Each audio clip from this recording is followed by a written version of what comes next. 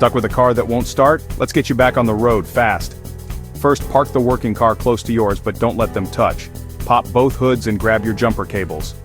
Red cable goes to the dead battery's positive plus terminal. Connect the other red clamp to the good battery's positive plus terminal.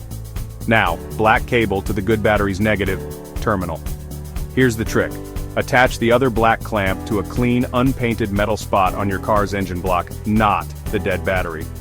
Start the working car. Wait a minute. Now, try starting your car. If it cranks up, awesome. Let both cars run for a few minutes. Disconnect clamps in reverse order. Black from your engine block, black from the good battery, red from the good battery, and finally red from yours. And that's it. You're back in action. Remember, if it doesn't work after a few tries, call for help. Your battery might need more than a jump.